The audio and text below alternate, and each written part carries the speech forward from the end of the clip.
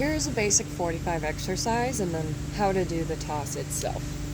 So you're going to want to start, this is a 6-foot pole for reference, but the tapings should be somewhat similar. You're going to have your left hand on top tape, you're going to have your right hand on bottom tape, and you're going to be in a slam. Shoulder, hip, nice and strong. But instead of having it in front of you, you can start a 45 like this, and you can release it from here. But an easier way and a beginner way to do it is to start from here. So you're going to have your right hand on your hip bone, basically, like just barely out from your body. You want to make sure your elbows are nice and boxed out. That is what's going to give you the proper angle to go up into the area. So you're going to go through 3 different positions in a 45 toss. This is the first position. Second position, you're going to slowly make your way to flat. Now this flat is going to be at eye level. That's where the proper flat is going to be for you. And then the third position is going to be slowly going all the way up to this top point here. Now this is what it looks like from the side. It emulates that first angle that you do it in. So you see this plane I'm making? This is the 45 plane that you want to get on, but you are only going to create this plane if you go through your flat second. That is one of the most important steps that you will have in a 45. If you just flick it out this way without going through your flat, it flies over there.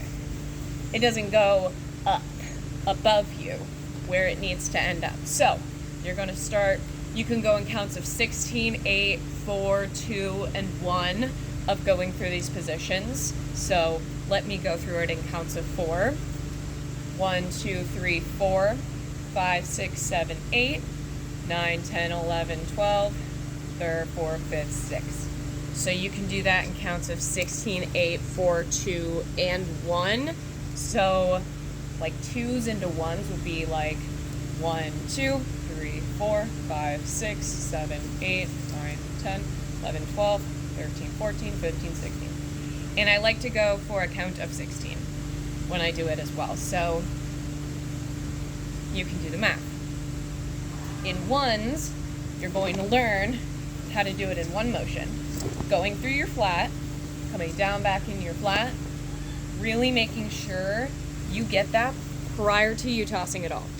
You want to make sure that motion is completely down. Now when you release, you are going to release right here. This is your release point. Your catch point is up here at the same angle as your toss starting point, but your ending point is right here. Still in an angle, still kind of that shoulder hip catch is ideal. So it just got a little windy, so that's super fun, but let's do a 45. So that's going to be your catch point. I'm going to show you from this angle, and then I'll show you from this angle.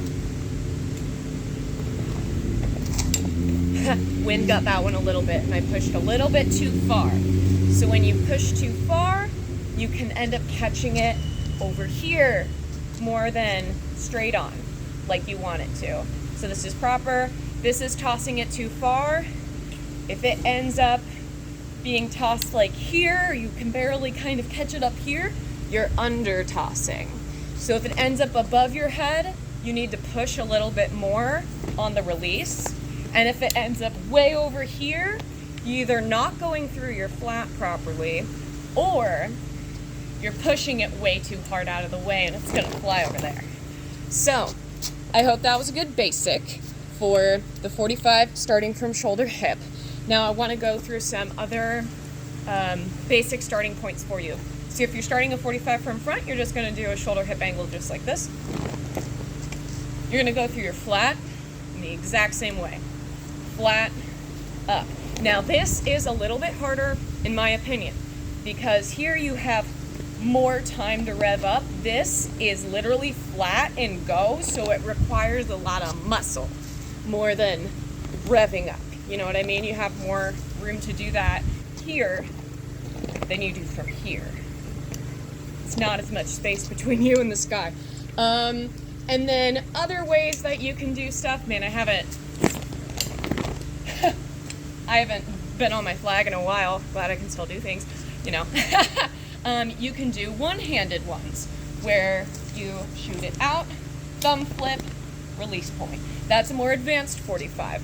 Or you can do a cradle, state toss, one-handed 45. There are lots of different ways to do 45s, but that is the most basic two-handed 45 explanation that I can give to you. It is the foundation, if you will, of the building of 45s and the types of 45s you can do. So I hope this opened up an entire new plane to you, and get working.